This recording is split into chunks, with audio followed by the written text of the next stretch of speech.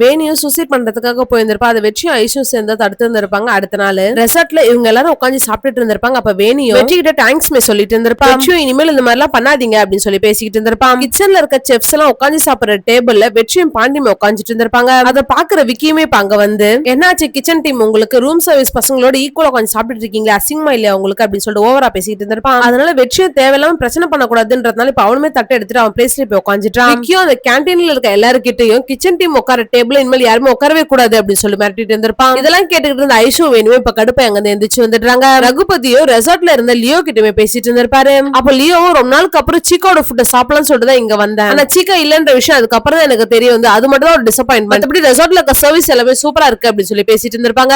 அப்ப ரகுபதியும் சீக்கா என்ன பண்ணான்னு உனக்கு தெரியாது, அவனால ரெசார்ட்டுக்கே பெரிய ப்ராப்ளம் வந்திருக்கும், அவனை பத்தி பேசாத அப்படின்றதுமே சொல்லி இருந்திருப்பாரு. அதை கேட்கிற லியோவும் கண்டிப்பா சீக்கா எதுவும் பண்ணிருக்க மாட்டான். 15 வருஷத்துக்கு முன்னாடி 10,000 எவ்வளவு பெரிய அமௌண்ட், ரெசார்ட்ல யாரும் விட்டு போயிட்டாங்கன்றதுக்காக அவங்க எங்க இருக்காங்க தேடி கண்டுபிடிச்சு அவங்க கிட்ட போய் இந்த காசை கொடுத்துட்டு வந்தான் சீக்கா. அவனுக்கு அப்ப அந்த டைம்ல நிறைய கடன் இருந்து அவன் நினைச்சிருந்தா அந்த காசை அவன் எடுத்து இருந்திருக்கலாம். ஆனா அவன் அதை பண்ணல. சீக்கா ரொம்ப நல்லவன், அவன் எந்த தப்பும் பண்ணிருக்க மாட்டான் அப்படின்றதுமே சொல்லி இருந்திருப்பாரு. இதை கேட்டதுக்கு அப்புறம் தான் ரகுபதிக்கு நம்ம தப்பா நினைச்சிட்டோமோ அப்படின்னு சொல்லிட்டு யோசிச்சுட்டு இருந்திருப்பாரு. ரியாவும் அவங்க அப்பாவோட கேபினுக்குமே வந்து எனக்கு சில பிசினஸ் ஐடியாஸ் எல்லாம் இருக்குப்பா சொல்லவா அப்படின்னு சொல்லிட்டு பேசிட்டு இருந்தாரு. ராஜனுமே அங்க வந்து கூப்பிட்டீங்களா அங்கிள் சொல்லிட்டு ரகுபதி கிட்டமே பேசிட்டு இருந்திருப்பாங்க. அப்ப ரகுபதியும் 15 வருஷத்துக்கு முன்னாடி குமரேசன்றவர் அக்கௌண்ட்ஸ் டீம்ல ஒர்க் பண்ணாரு, அவரோட கான்டாக்ட் டீடைல்ஸ் எனக்கு வேணும் அப்படின்றதுமே கேட்டு இருந்திருப்பாரு. ராஜனும் 15 வருஷத்துக்கு முன்னாடி கொஞ்சம் டைம் ஆகும் அங்கிள், நான் என்னன்னு தேடி பார்த்துட்டு சொல்றேன் அப்படின்றதுமே சொல்லி இருந்திருப்பாங்க. ரகுபதியும் ரியா கிட்ட நீ பிசினஸ் பத்தி பேசணும்னு சொன்னால அது ராஜன் கிட்டே பேசிக்கோ ரியா அப்படின்றதுமே சொல்லி இருந்திருப்பாரு. ரியாவும் அப்பா டிஸ்டர்பா இருக்காருன்ற விஷயத்த புரிஞ்சுட்டு அவளுமே அமைதியா போயிட்டு இருப்பா. ஆண்டி இல்ல விக்கி பேசுனது நினைச்சு வெற்றிமே ஒரு மாதிரி நின்னுட்டு இருந்திருப்பான். ஐஷுமே அங்க வந்து அவன் பேச நினைச்சு இன்னும் ஃபீல் பண்ணிக்கிட்டு இருக்கியா அப்படின்னு சொல்லிட்டு இந்த டிஷ் சாப்பிட்டு பாரு அப்படின்றதுமே சொல்லி இருந்திருப்பா. ஐஷுமே அதை ஸ்மெல் பண்ணி பார்த்துட்டு என்னங்க இது இவ்வளவு கேவலமா இருக்கு அப்படின்னு சொல்லி பேசிக்கிட்டு இருந்திருப்பா. ஐஷு நீ சொன்ன மாதிரி தான் பண்ண, ஆனா எங்க தப்பாச்சுன்னு தெரியல, திரும்ப எனக்கு அந்த ரெசிபியை சொல்றியா அப்படின்னு சொல்லி கேட்டுட்டு இருந்திருப்பா. அதனால வெற்றி இப்ப திரும்ப அந்த ரெசிபியை சொல்லிட்டு இருந்திருப்பா. இவங்க 2 பேரும் பேசிக்கிட்டு இருக்கா நெடுமான்மே அங்க வந்து கேட்டுட்டு இருந்திருப்பாரு. அதே மாதிரி ஐஷும் கிச்சன் அந்த டிஷ்மே ட்ரை பண்ணிட்டு இருந்திருப்பா. அப்ப வேணியுமே அங்க வந்து அந்த டேஸ்ட் பார்த்து இருந்திருப்பா. வேணியும் அதை சாப்பிட்டு பார்த்துட்டு சூப்பரா இருக்கு செஃப், கண்டிப்பா இது மெனுல ஆட் பண்ணுவாங்க அப்படின்றதுமே சொல்லிட்டு இருந்திருப்பா. நெடுமாறனும் அங்க இருக்க செஃப்ஸ் சமைச்சதெல்லாம் சாப்பிட்டு பார்த்து எதெல்லாம் மெனுல ஆட் பண்ணலாம் என்னென்ன கரெக்ஷன்லாம் இருக்குன்னு சொல்லிட்டு வந்திருப்பாரு. எல்லா செஃப்ஸோட ஃபுட்டையும் டேஸ்ட் பார்த்து கரெக்ஷன்லாம் சொன்னதுக்கு அப்புறம் ஐஷோட ஃபுட்டு கிட்டவே வந்து அதை டேஸ்ட் கூட பார்க்காம எதுவுமே டஸ்ட்பின்ல போய் போட்டுடுறாரு. அதனால ஐஷுக்குமே இப்போ ஒரு மாதிரி ஆயிட்டு இருக்கும். விக்கியும் சும்மா இல்லாம இந்த கிச்சனோட ஷூ ஷெஃபோட டிஷ்ஷை சாப்பிட்டு கூட பார்க்காம டஸ்ட்பின்ல போட்டாரு. இவங்கலாம் ஒரு ஷூ ஷெஃபா அப்படின்னு சொல்லிட்டு நெக்கலா பேசி இருந்திருப்பாங்க. ஐஷுக்குமே ரொம்ப கஷ்டமாயிட்டு இருக்கும். இங்க ராஜனும் ரகுபதி கிட்ட மார்னிங் நீங்க கேட்ட டீடைல் கண்டுபிடிச்சிட்டா, ஆனா சென்னையில ரொம்ப தூரம் அப்படின்றதுமே சொல்லி இருந்திருப்பாங்க. ரகுபதி அது எவ்வளவு தூரமா இருந்தாலும் பரவாயில்ல நீ அட்ரஸ் கொடு நானே வரேன் அப்படின்னு சொல்லிட்டு இப்ப உங்களோட வெளியே போலாம்னு சொல்லி போயிருந்திருப்பாங்க. ரியாவும் என்னப்பா காலையில அந்த ஃபைல பத்தியே கேட்டுட்டு இருக்கீங்க என்ன ஆச்சு அப்படின்னு சொல்லி கேட்டிருந்திருப்பாங்க. ரகுபதியும் சிதம்பரம் ஒருத்தர் நம்ம ரெசார்ட்ல 3 வருஷமா செஃபா வேலை பார்த்தாரு, அவர் தான் நெடுமாறனே ட்ரெயின் பண்ணது. சிதம்பரத்தோட கைப்போக்கம் எனக்கு ரொம்ப பிடிச்சு போச்சு, அவர் நான் தான் இந்த ரெசார்ட் கூட்டு வந்தேன், அதுக்கப்புறம் தான் நம்ம ரெசார்ட் நல்லா டெவலப் ஆச்சு. சிதம்பரம் அந்த தப்பு பண்ணானா இல்லையான்னு நானே கண்டுபிடிக்க போறேன், அதுக்காக தான் நான் போறேமா அப்படின்றதுமே சொல்லி இருந்திருப்பாரு. ரியாவும் சிதம்பரமா அது யாருன்னு சொல்லிட்டு யோசிச்சுட்டு இருந்திருப்பா. பண்ண டிஷ் நெடுமாறன் சாப்பிடாம கூட குப்பத்துல போட்டேன்னு சொல்லிட்டு ஐஷுமே கடுப்புல உட்காந்துட்டு இருந்திருப்பா. வெற்றியுமே அங்க வந்து என்னங்க டிஷ் நல்லா வந்து உங்க அப்பா புகழ்ந்து தள்ளிட்டாரா அப்படின்னு சொல்லி பேசிட்டு இருந்திருப்பான். அதுக்கு ஐஷு அவர் அந்த டிஷ்ஷை ஸ்மெல் பண்ணி கூட பாக்கல, தூக்கி டஸ்ட்பின்ல போட்டாரு அப்படின்றதுமே சொல்லி இருந்திருப்பா.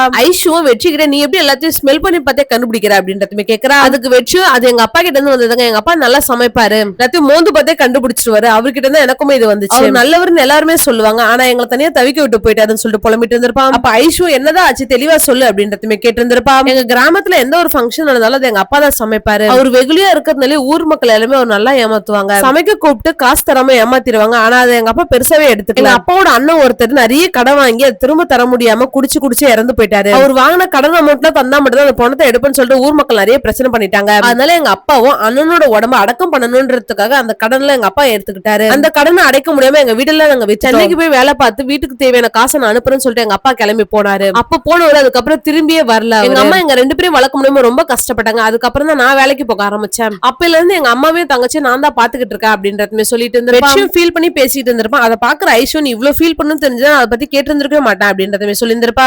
இந்த விஷயம் உங்ககிட்ட சொன்னதுக்கு அப்புறம் தான் நான் ஏன் எங்க அப்பா மேல கோவமா இருக்கன்ற விஷயமே எனக்கு ஞாபகம் வருது அப்படின்னு சொல்லி பேசிட்டு இருந்திருப்பா. எல்லாமே சரியாயிடும்னு சொல்லிட்டு ஐஷுமே வெட்டிக்கு தைரியம் கொடுத்துட்டு இருந்திருப்பா.